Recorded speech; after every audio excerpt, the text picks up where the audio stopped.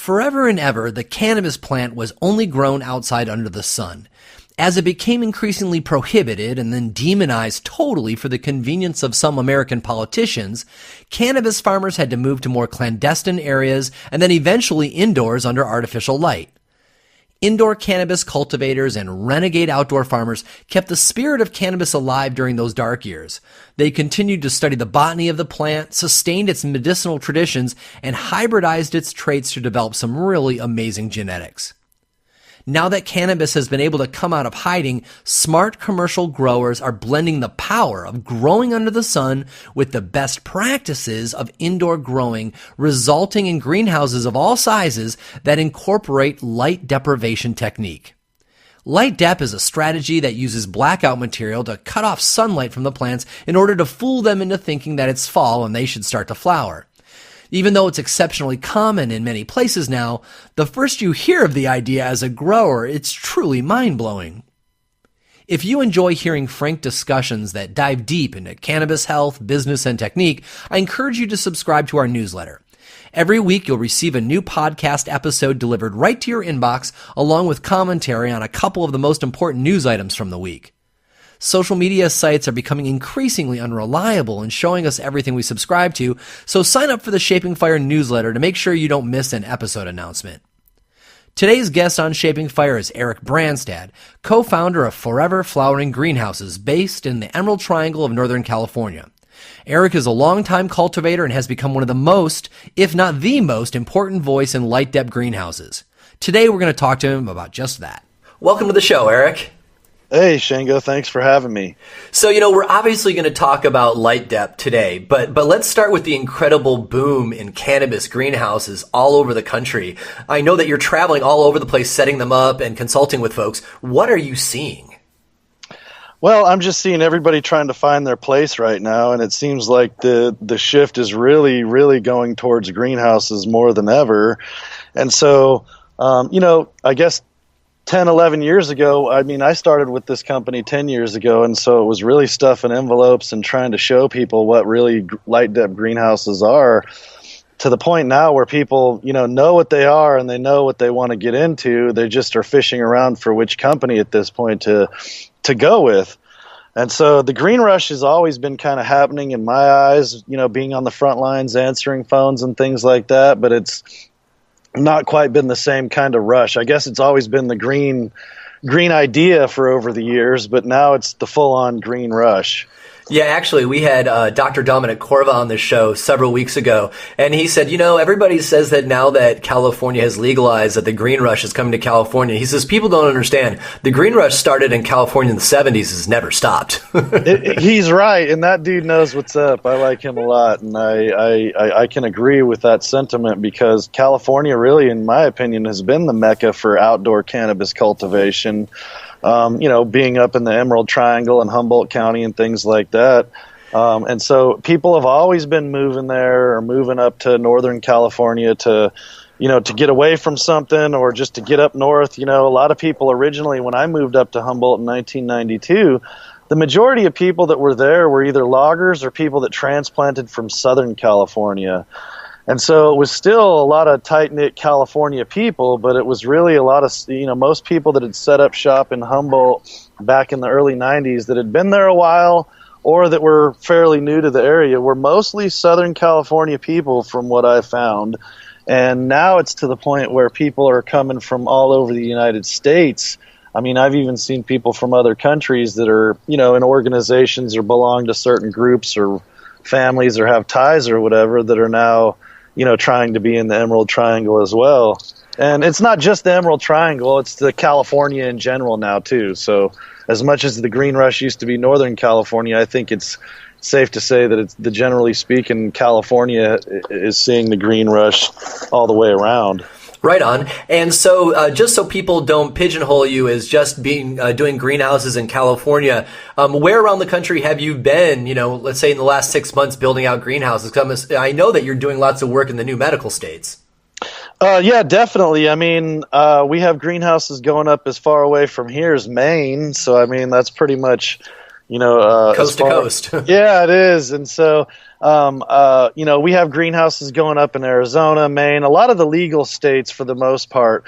I wouldn't say in all of them, though. I mean, I'm still working on some of the other states that went legal, and there's other greenhouse companies to choose from, so it's not just us. But we have been advertising nationwide, and I do trade shows, as far away as New York City. We'll do one in Boston this fall. And I speak at a lot of those events. As you know, you and I like to meet up at a lot of these events. And so, actually, you're probably the #1 cannabis keynote speaker in the country, as far as I'm concerned right now. I mean, I like your pitch anyway, but I mean the commonplace of you, right? Because people want to know about Light Dep. People are moving away from indoor and towards light assisted greenhouses or Light Dep, and you're just a friendly dude who gives a good talk. And so everywhere I go, I already see that you're like giving the keynote or something. Yeah, it's been fun. I mean, I really like to, I guess, speak about the Light Dep greenhouses and cannabis production, first and foremost. And then, I've been doing it so long, I start to, get on a rant about some of the topics or these things going on, and I have a lot of passion behind it. And so it's fun. I don't mind getting up and talking. I used to be pretty nervous. I still get really nervous about it. Let's put it that way. But I mean, I enjoy getting out there and getting the message across, and I think people enjoy, hearing it sometimes because I come from a pretty authentic side of things rather than a textbook, possibility side. A lot of dreamers are going on out there, and a lot of people just getting into the industry, and they do have some credentials, but I'm really speaking on a background of 10, 11 years of, the business history. And then previous to that, I was a kid running around in Humboldt and all these other places. And so it's turned into data in some way or another.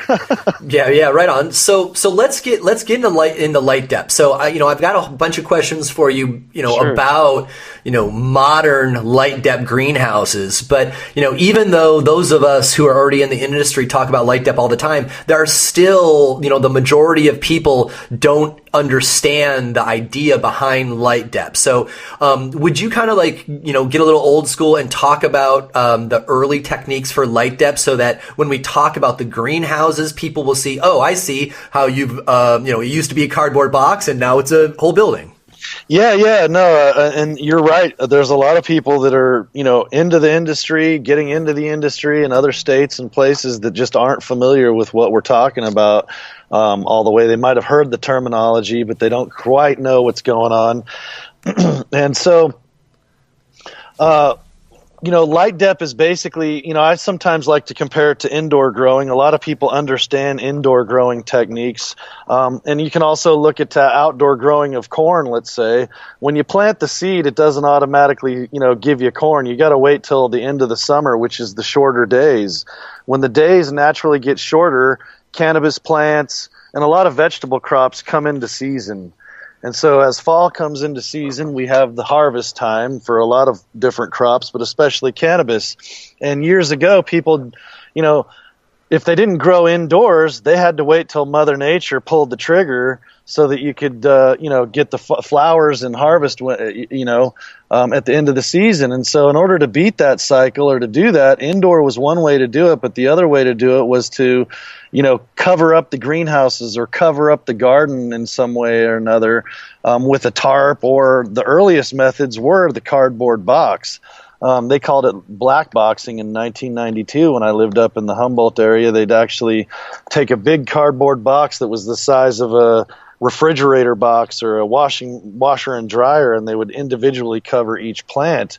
And the idea was just to go out in the evening time before it got dark and encouraged darkness. So they were actually forcing the darkness on the plants without waiting for Mother Nature to do it. And so by putting the plants in the dark in June at 5:30 in the afternoon or whatever time it would be, the plants flowered, and so people would actually be able to harvest before everyone else.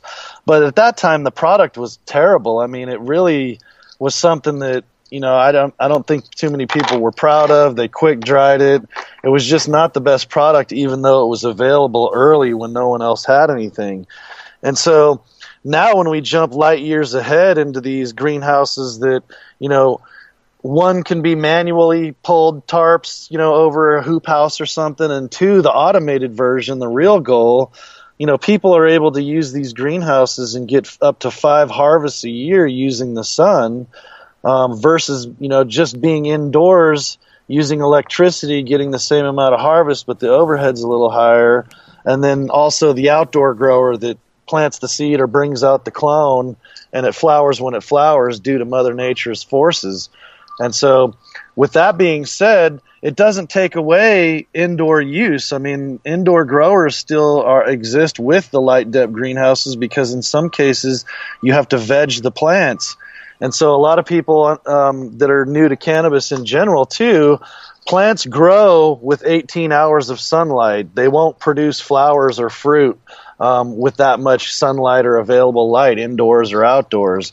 It's only till you cut the lighting back to 12 hours on and off, 12 hours of light, 12 hours of darkness, that cannabis plants will flower.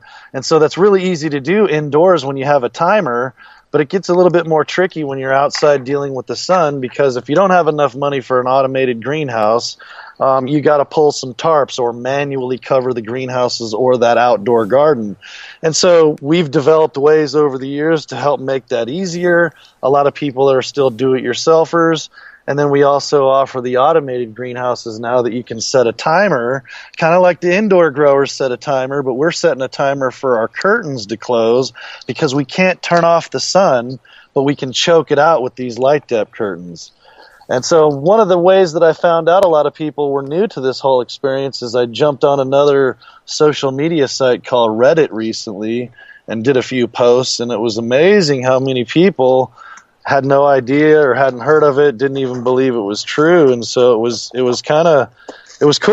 It was fun to be around a lot of people that hadn't had the experience or have known about it before, because it's just that's how small our community is within this big industry.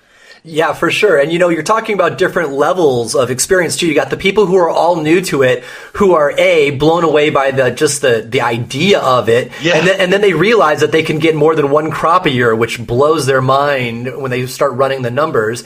And then you've got folks that have been doing Light Dep, but they've been doing it, the back-breaking way where, you're using tarps and you're hand-pulling tarps, and, that works and it's smart, but that's a bitch.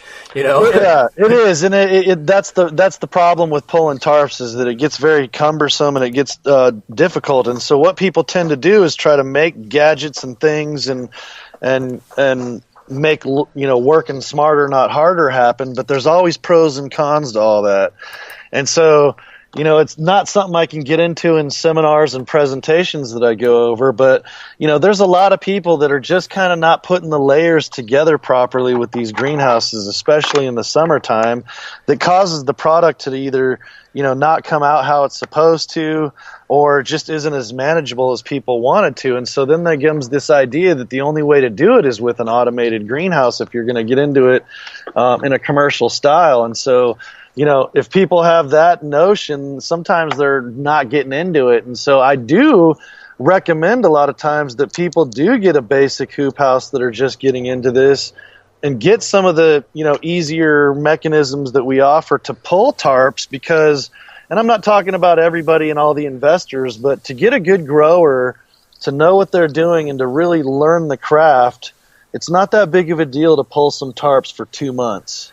Totally, and you can take some of the profits from that extra cycle that you did, and upgrade your material.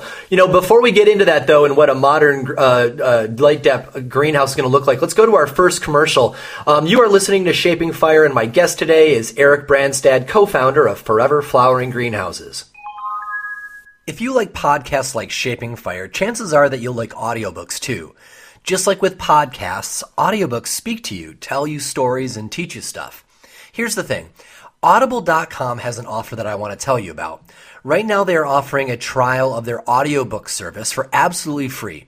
You can go to shapingfire.com/audible and you'll get a free audiobook. Straight up. You can listen to it on your mobile device, computer, or download it and listen to it, like anywhere. It's really simple. Of course, they want you to subscribe to their service after the free trial and enjoy audiobooks forever, but you don't have to. All you have to do to get the free audiobook of your choice is to just check out the service for free.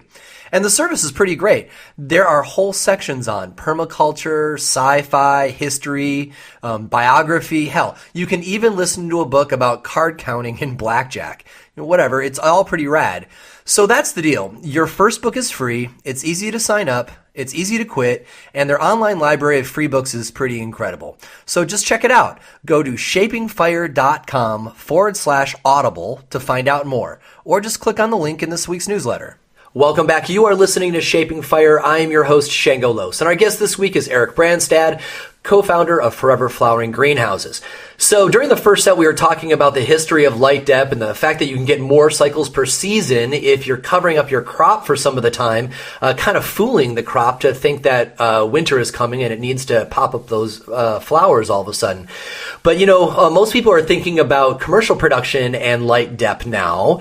And, there's a real range of options. You can get a hoop house and get some technology to pull a tarp, or all the way up to having, a super sexy custom built greenhouse where everything is automated. Eric, would you kind of give us an idea of the range of solutions of Light Dep so that different folks can kind of consider what might be the option for them? Yeah, no problem. And we do it. Yeah, there is ranges of ways to do it. I mean, originally people were trying to do their outdoor gardens, and so they were just getting a cheap plastic and rigging up some kind of mechanism, wires, or, that's why hoops got popular for Light Dep, because it was able to hold up a black tarp and keep it from, laying on the plants. And then it was like, oh, well, this hoop is kind of handy because if it rains, I can put a piece of plastic over it and I'm not going to get my plants rained on. And so for a long time, it was kind of like, a lot of people were just wanting to do Light Dep, but then up in the Emerald Triangle, we get a lot of rain towards the fall. And so you can get rains that are a week before harvest even that can be fairly devastating. And so at one point, the greenhouses were popular for the weather part of it. And then people had the greenhouses and were like, oh, well, I heard of this Light Dep thing. We could maybe pull some tarps or do something like that. And so there became a whole range of people interested in Light Dep, and a lot of it had to do with budget concerns, maybe the size of the plot of land that they had. And so we have little hoop houses that are 16 feet wide and only 12 feet long, that somebody could essentially stand on a step ladder and pull a tarp over the outside of it without really too many gimmicks or gadgets. That same greenhouse can be 144 feet long, and it gets a little bit more difficult to pull that tarp over the outside, but we do offer some solutions to make it easier, and there's other companies that make certain mechanisms that help pull the tarp a little bit, but it's really tricky to get automated ones because a lot of the automated options on the really low-tech greenhouses become more expensive than the actual frame or the hoop itself. So sometimes you're better off just trying to pull tarps, and a lot of people go, well, I got to have a life, or I don't, they have a lot of reasons why they can't do it. And so part of the reasons is because people imagine the times that they pull their curtains are much like an indoor time would be. And what I mean by that is indoor growers typically like to run their lights at nighttime. And so lights might come on at 7 in the evening and turn off at 7 in the morning because the nighttime air is able to keep things cooler. Historically, it was also the time that PG&E used to come around and read the meter, and so nobody wanted their meters spinning 100 miles an hour when PG&E was looking with their binoculars from the driveway at your meter. And so running the lights at night was always the way to do it. And so now we have people that pull their Light Dep covers from 7 in the evening and uncover at 7 in the morning. The problem with that is that you got to be there at 7 every night, which isn't the hugest thing, but people have games and kids and stuff to do. And then there's also the factor that you're suffocating those plants for 12 hours under that tarp. People used to go out in the middle of the night and burp the greenhouses by pulling up the fabric and letting the hot air kind of escape. But, that means you got to get up in the middle of the night, and then you got to be up at 7 in the morning. And historically, when doing this, cannabis growers weren't always up at 7 in the morning. And so uncovering the tarps, it was just, I'm not doing it. It became really aggravating, and the product was very inferior as well, like I was saying in the earlier segment. And so one of the things I learned along the way was that we can pull our tarps according to how much sun is available in the morning and the evening. And so what I mean by that is that when the sun comes up in the morning, the plants start to wake up at a different time than when we see the light. So our eyes pick up color and things that the plants really don't pick up. They don't have eyeballs like we do. And so when the plants actually wake up, it's a little bit more light out than one would think. And so the best way to gauge that is to use a light meter. And so by going out with a light meter like a photographer uses to measure the lux, you can actually sit out in the out by the garden early in the morning before the sun, as the sun is coming up. And when it registers from 0 to whatever number, it could be 1 or it might jump to 15, you know that it's light and the plants are awake. And so at that point, we know in 12 hours at time we need to cover those plants. And so a lot of times, the first lumen at my garden would be 5:25 in the morning. And so I had to be at my garden at 5:25 in the evening to cover them up because it was 12 hours of light. And so a lot of people go, but it's still sunny out. It's still, but tough luck. It's 12 hours of light. And I'm trying to get people to be able to deal with this manual concept. And so the idea is to make sure that you cover them at 5:30 with a white exterior cover, or 5:25 p.m. And the white exterior cover helps reduce the heat gain that can be associated with a black tarp. A lot of people would use a black tarp because it's cheaper and easier to find, but it encourages more solar gain. And that's the last thing we need when we're covering up a cannabis garden in a greenhouse when it's 5:25 in the evening.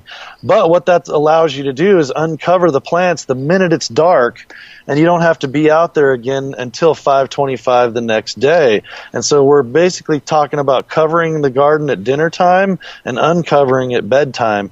And you can go out there and look when the last lumen disappears. Typically that's before the sun actually goes down. And so I don't need a flashlight to go uncover my greenhouse because it's not dark enough for me to see, but it's dark enough for the plants to be asleep. And that's a tough pill for people to swallow, but it's the truth.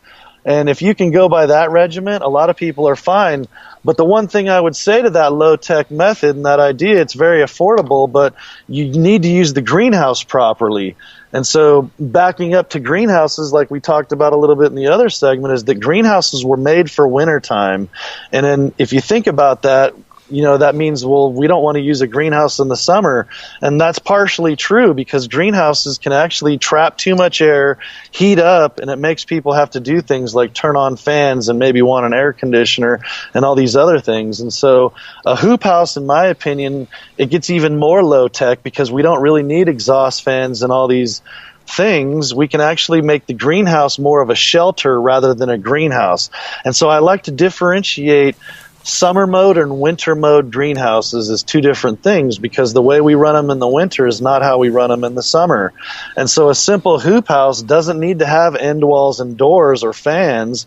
It can merely just be an open tunnel. And then I like to have the sidewalls up off the ground at least 3 to 4 feet. And at that point, we're really creating a canopy or a shelter, so to speak, so that we avoid the solar gain and the greenhouse effect. And then we also use the proper greenhouse cover, which is a diffused polywoven greenhouse cover.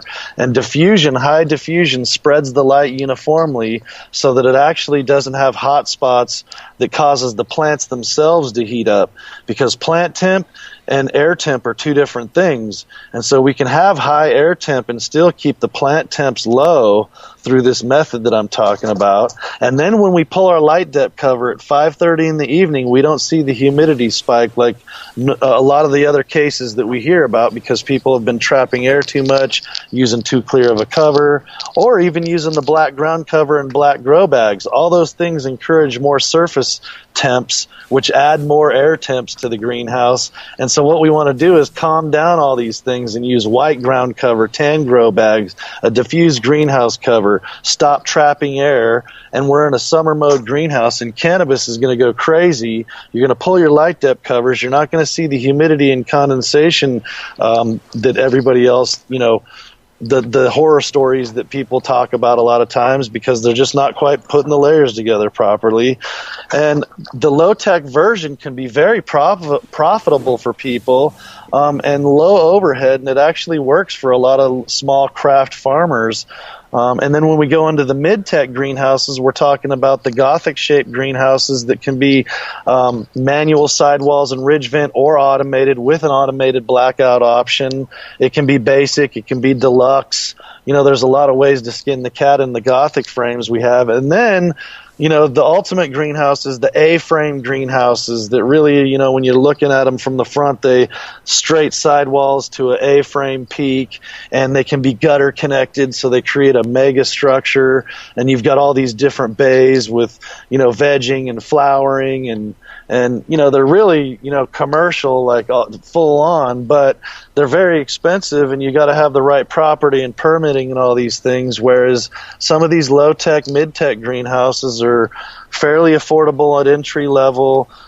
You can learn the craft. You can get a lot done. You can pull the same type of product out of a low-tech, mid-tech, and high-tech, as long as you follow some of the procedures that I had talked about. And on the mid-tech greenhouses like the Gothic, you don't have to worry about stripping it down like we talked about in the hoop house, because the Gothic frames allow you to have a roof vent on the top that it goes from one end to the other that's 4 feet wide. And so you open that roof vent, and then these Gothics have 6-foot tall sidewalls that you can roll up, manual or automated. And so when you have a 6-foot sidewall rolled up and a roof vent open, you can still leave the end walls on and the doors secure, and you have a lot more flexibility that way. And at that point, you also have a timer for your curtains, and you can basically throw away the idea that I taught you about manual Light Dep and go back to even the 7-to-7 thing that your indoor growers might have been used to, because you get so much sun at your garden all the way till 7 in the evening or whatever. Then you pull your curtains, and that way your curtains on these automated systems are breathable. We can have the exhaust system with the light traps. We call them breathable walls over the exhaust fans and intakes. And so even when the blackout's closed, the zone isn't going to heat up because we have all this breathability. And you can open the curtains again at 7 in the morning when the greenhouse is practically getting into full sun. And so, there's the manual mode, I guess, or strategy to do it, and the summer strategy, or the automated strategy to do it. But ultimately, the goal is the same: to avoid the solar gain in the greenhouse, not have significant colors that are encourage more surface temps, and make sure we use the right greenhouse cover, and everything will be great. I really like how you clarify, or lay out rather, the buffet of options, right? Because at the very base level, you can just use your muscles and some and a tarp, and boom, you are decreasing the light, and you are causing your plants to flower much earlier in the season. So it's like, bam, you are doing Light Dep.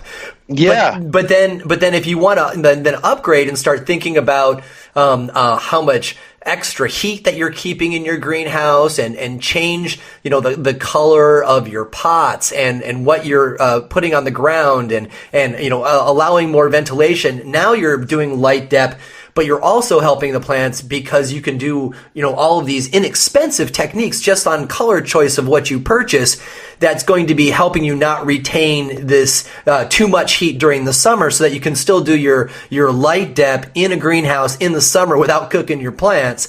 And then, if you've got serious investment capital, well then, yeah, you can step up and maybe get something custom built where now you've got all the best practices worked out together. So it just depends on what your budget is and what you want your experience to be. And also you can kind of work your way up, right? As you're getting more cycles and being able to make more profit off of the new cycles that you're having, you can take some of that money and reinvest it. And so, in just a few cycles, now you've got a totally sick year-round greenhouse.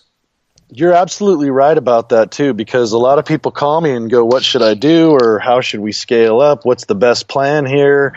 Obviously the goal is the mega structure for a lot of these investors, but they got plants they've already got seeds popping right now and things like that, and so it's like, Yeah, it's hard to get stuff and build it and have it ready to hand you the keys in the amount of time it takes for some of these structures or some of these setups.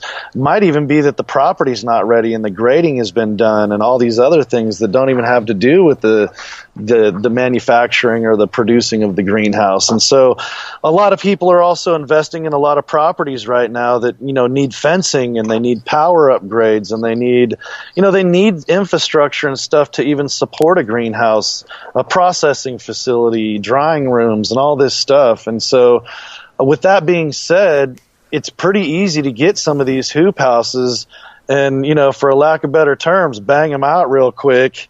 And like you're saying, you can encourage you can encourage revenue while all this other master planning is going on. And so, you might pull tarps for a round or two while the mid-tech or high-tech greenhouse is being built, but it's better than just being sitting in the water, sitting dead in the water, not doing anything, waiting for the megastructure to be built or permitted or whatever it takes. And so I see a lot of people with wasted time and space and things go by because they are hung up by red tape and the way that they see they want to do it.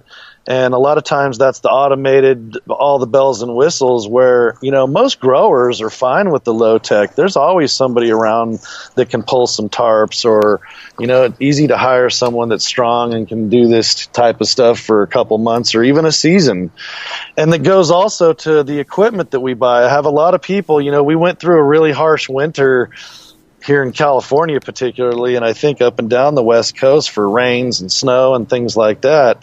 And one of the things I get a lot of phone calls now that the sun's out, we went from 0 to 100, and people are needing greenhouses yesterday, and they keep asking me, well, I need a heater. And by the time a lot of people buy most of these greenhouses and actually get them installed, I doubt that they're going to turn the heater on much because we're just trending towards spring. And so the other thing people automatically by default want to buy are lights for the greenhouse. And at this point, we're going to be needing curtains more than we're going to need lights. You can maybe need lights for vegging, but, a lot of this equipment people buy and it stays turned off for 4 or 5 months where they could have used that cash for something else because they're still growing in that greenhouse and going to make some cash. Yeah. So, hold that purchase off until the end of October after you crop the natural summer crop, and then buy that stuff with the revenue that you've pulled from the 3 cycles that you already have done. Correct, and that's the thing. We want our heating systems and our lights to be in the greenhouses and ready, let's say, by Thanksgiving. I always say that's a good goal to have. And so if you can pop off a round or two before Thanksgiving and whatever it is, or even in the main greenhouse, you can still add the lights and that heating system during harvest season for everyone else. And that's also kind of the goal of Light Dep, is to make sure you're not harvesting when everybody else is. Yeah, because if you're able to bring that product to market first, you're going to get a lot higher price than everybody else who is bringing their product to market at the same time. So, hey, I want to talk a lot more about transitioning to a Light Dep situation, but let's take another break. You are listening to Shaping Fire, and my guest today is Eric Brandstad, co-founder of Forever Flowering Greenhouses. As a business owner, you are incredibly busy. In reality, you are responsible for everything your company does. You have so many responsibilities every single day that often you just don't have the time to really dig into something as deeply as you'd like.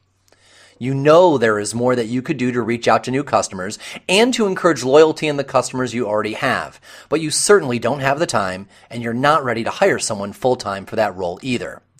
For you, I recommend blunt branding. Blunt branding principals Kirsten Nelson and Anthony Garcia are focused on improving your bottom line. Most marketing firms are excited to make your logo, packaging, and website very pretty, but they leave responsibility for improving your bottom line up to you. They don't want that kind of responsibility. But that is pretty much the most important part of marketing, right? Kirsten and Anthony will help you engage new customers, funnel them to your point of sale, and keep them coming back to you and telling their friends. No doubt, this is a paid commercial spot, but that does not mean they bought my opinion. I've worked with blunt branding on 3 projects now for various clients, and every single time they have done more than they have promised and over-delivered on results. I love how they generate new revenue and focus on that as the goal instead of just making me a pretty logo. Similarly, every friend I've referred them to has come back to thank me, and that just does not happen every day. So grab a pen and paper because the website address is coming. If you want someone to implement marketing programs that feed your bottom line, give Blunt Branding a call. They will share proven techniques to increase your audience and generate sales while using cutting-edge technology in the background that make all of this easy, automatic, and trackable. Go to shapingfire.com/blunt branding to find out more. You can also click the link in our weekly newsletter. Blunt Branding, marketing that makes you money.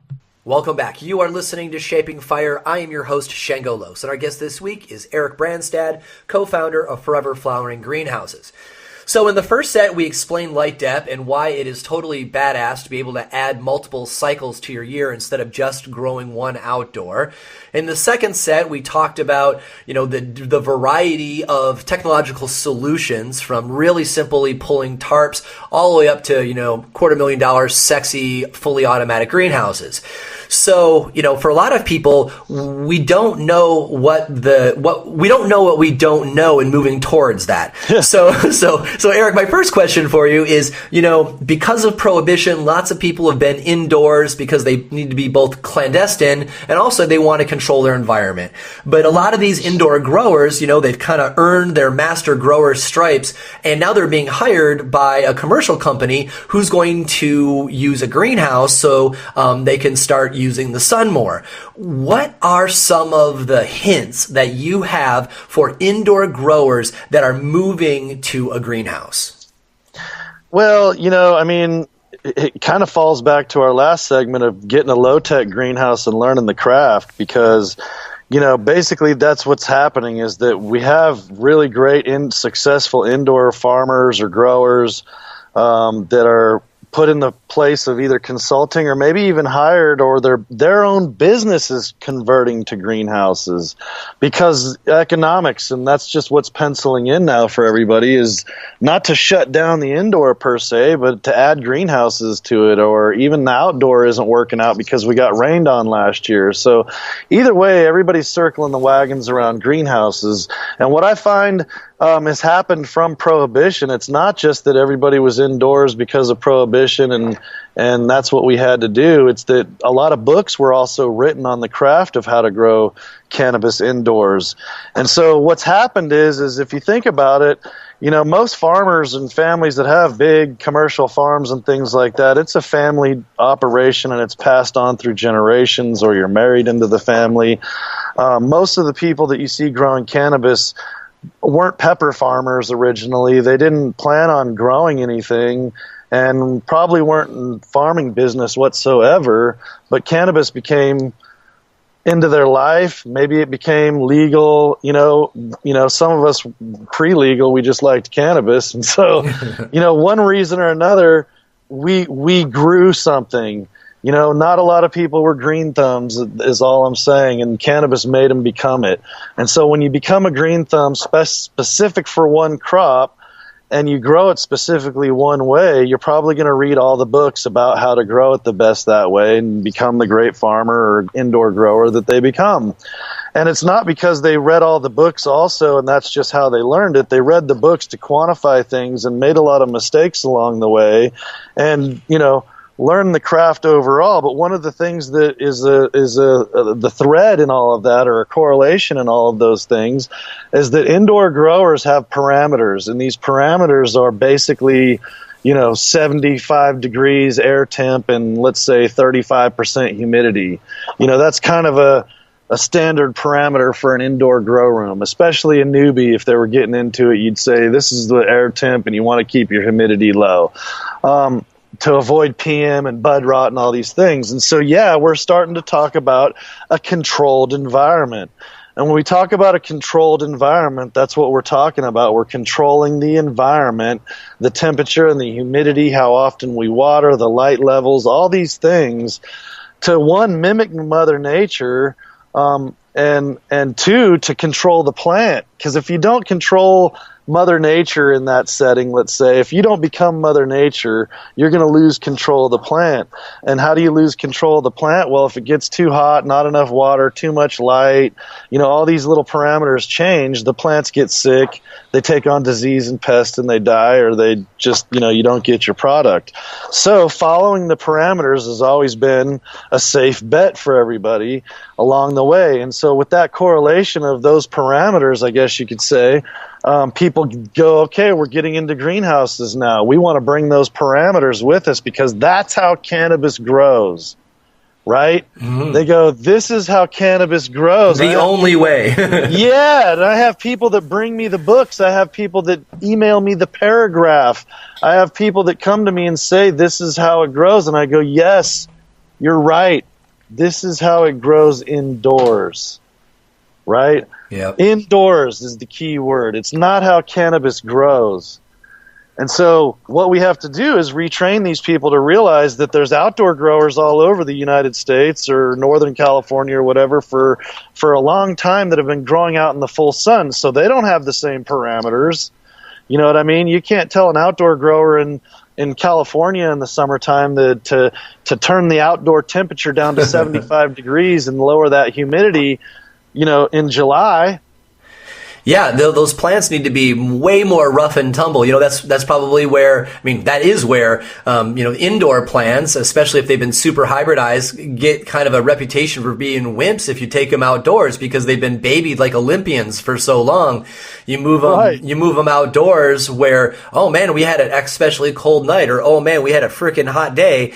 Outdoor plants are burly, rough, and ready for that kind of stuff. And so your parameters can get a lot wider. And yes. And from what you said in the second set, it sounds like the best solution for somebody transitioning from indoor to maybe just having their veg indoor and doing a Light Dep cycles outdoors in the greenhouse would be to start by just getting yourself a small hoop house and just pulling that tarp with your arms and doing a cycle or two so you kind of get it down, because a good indoor grower is going to understand the changes in the variables really fast. It's not like they're starting over with cannabis. It's just that they're expanding their scope of understanding of how she can grow, and then after that, essentially read as much as you can from other people that are successfully doing Light Dep so that you can make sure that your greenhouse doesn't get too damn hot during the summer. Yeah, correct. Because, a lot of people that are doing Light Dep aren't quite doing it right, in the sense that, most of the people that I talk to, I'm actually, when they come here or even call and ask me about greenhouses, a lot of times they ask me about a dehumidifier and a cooling system. And so back in the day, I used to just go into my regular, typical, well, here's how we do it and this kind of thing. And one of the things that I do now is I stop and I actually kind of interview these people a little bit more to get a little more background, in the sense that, are you just familiar with indoor growing? Are you just familiar with outdoor growing? Maybe it's both. Have you been in a Light Dep greenhouse before? Maybe you have your own, and maybe you've been to one before. And a lot of times the common thread is it gets really hot, it gets, condensation drips, and I have all these situations. And so, I need to get a dehumidifier, or I need to get this cooling system, or back up and get all these defaults. And it almost gets to be like the indoor idea, in the sense that we're trying to control this environment to the sense that we're getting it to these parameters that might not be achievable in the greenhouse because we're outside. And one of the reasons I say that is because we don't have typical air conditioning systems for greenhouses. An HVAC system really doesn't work in a greenhouse because mathematically they can't figure out the tonnage when the sun is bearing down on something. A lot of those real good AC guys tell you, put a shade over it. If you put a canopy, put it in the shade, I can try to run some calcs. But when the sun's beating down on a greenhouse that has a cover that lets the sun inside, that essentially has solar gain, they just can't do it. And so even though people try a lot of times, it's going to cost them a lot of money. And remember, we got into this because we wanted a greenhouse. We didn't want an energy house or back to the indoor room. We got a greenhouse to go green, and so let's not add a typical AC system to it because it's just not going to work and cycle off and cost a lot of money. And so then we talk about greenhouse cooling systems. What's a greenhouse cooling system? It's an evaporative cooling system, or also known as a wet wall. And basically that's when water trickles over a pad, much like a swamp cooler, and fans are at the other end of the greenhouse, and the only entry point is through that pad with water trickling through it on the other end of the greenhouse.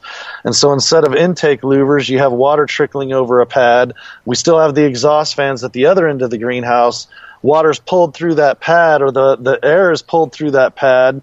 Even though it's got moisture, the first set of plants are getting more humidity and more cooler air than the plants at the other end of the greenhouse. And the other thing about evaporative cooling systems is they only work in places that are really hot and dry. So if you're in the Emerald Triangle and some places in Oregon, the coast areas, upstate New York even, or the Midwest South, the South, you're not going to be able to use an evaporative cooling system. And so the idea that you're going to get to these parameters just went out the window even further. And so a lot of people have a tough time swallowing these pills that I'm giving out and saying that it's best to avoid the solar gain, use the right greenhouse cover. And when I mean avoid the solar gain, I mean don't trap air. Because if we trap air, then we have to do something about it.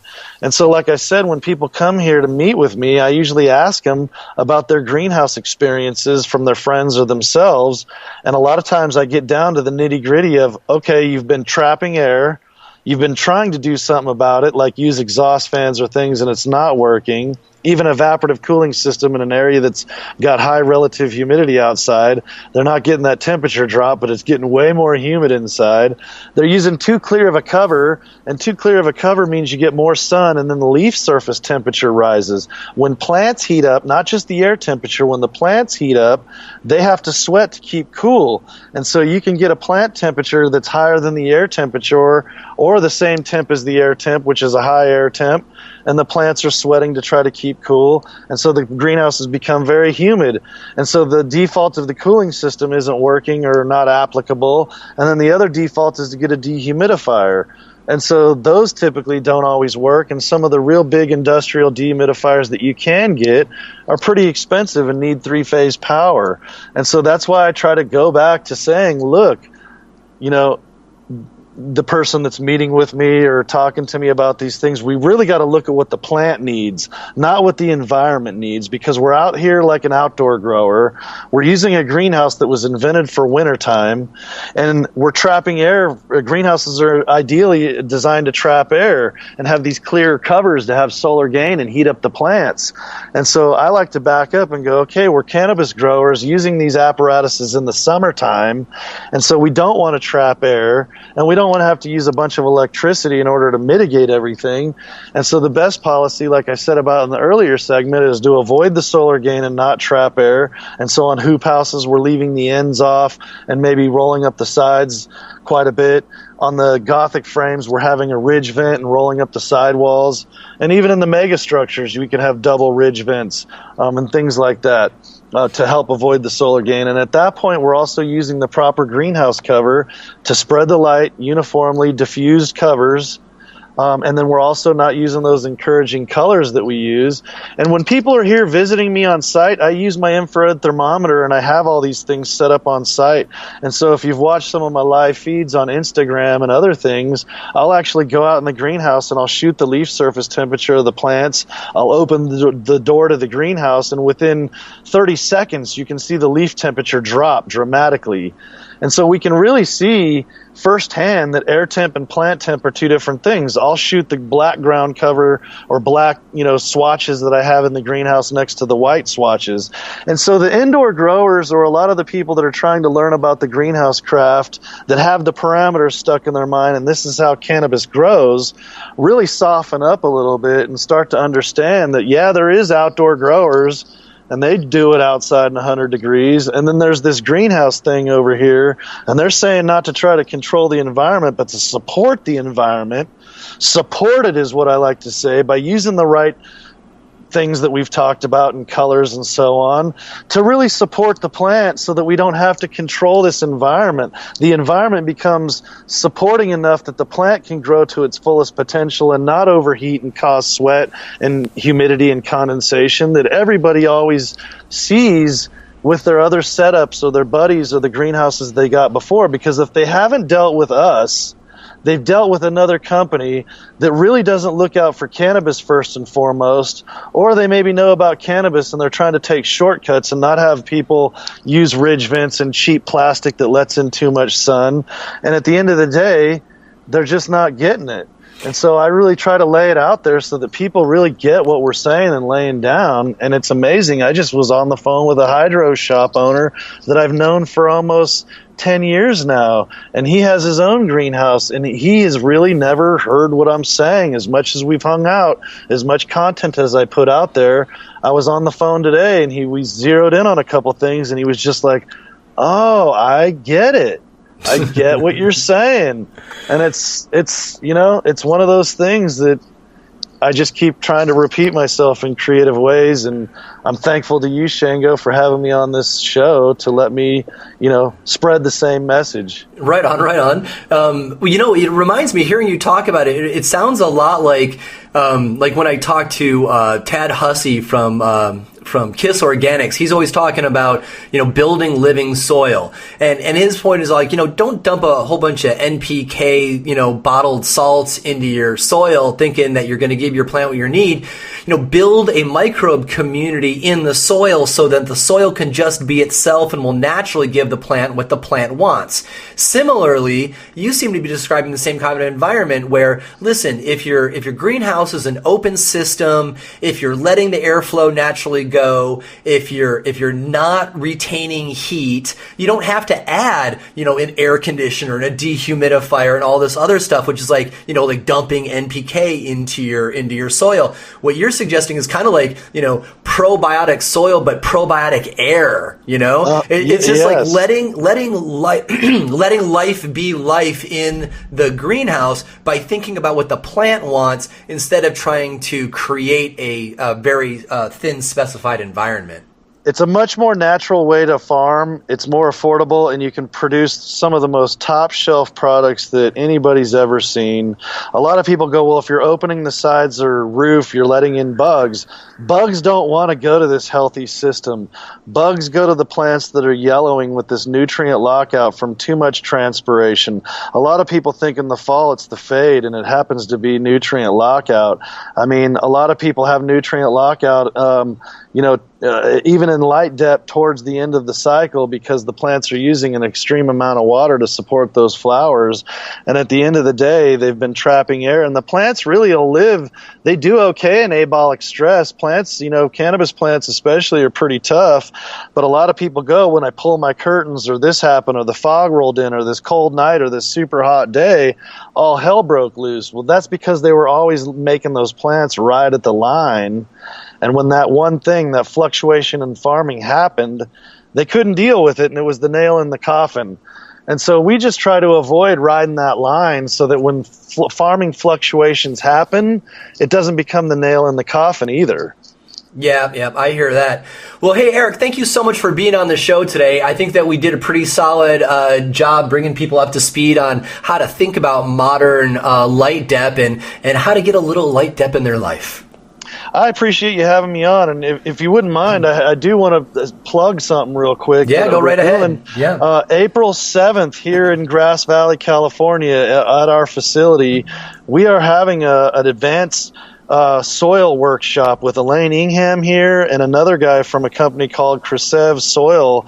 And what they're doing is Elaine's actually here to learn. She even though she's the leader in the soil food web and living soil thing that everybody's into nowadays, this guy's one of her advisors, and he's been doing this now for 2 years in cannabis specific only situations. And he wanted to come host it here because, just like you saw, Shango, a lot of what I am saying about the greenhouses is kind of symbiotic to what goes on with the soil and growing and some of this microbiology. And so the three of us are coming together here to talk about greenhouses he's going to present all the data and info, and Elaine's here to kind of quantify and learn herself on all this info that she hasn't been exposed to. Man, that's going to be a real great brain trust too, because, I'm totally with you. I believe that the future of cannabis is probiotic living soil techniques matched with Light Dep greenhouses, and it just kind of pulls everything together in a really healthy, sustainable way that makes totally killer flower. And that workshop, you've got all the experts in one place. Yeah, and so April 7th, the tickets are online at Eventbrite. I have a link in my bio on Instagram, Forever Flowering Greenhouses, one word. And if you go to the link in my bio, you can get tickets. The tickets are a little bit, some people might think they're a little pricey, but this is 2 years of data that this dude is revealing, and he's not just giving it out. It's kind of like a Frenchy cannoli workshop in the sense that we're having some food, we're all going to be hanging out, we're going to be crunching some killer data with some killer people. And so I think it's worth every penny. If you buy early, you get a deal on the tickets. And if you wait, the price goes up a little bit. And we'd love to have you here, Shango, too. And I can give you a little, I can help you out on getting a press pass. Yeah, there you go. Right on, dude. Well, we'll have you back on the show here in a couple months to check in, hear how that went, and find out what the latest is in modern Light Dep. Thanks a lot, brother. Thank you. Eric Brandstad is co-founder of Forever Flowering Greenhouses.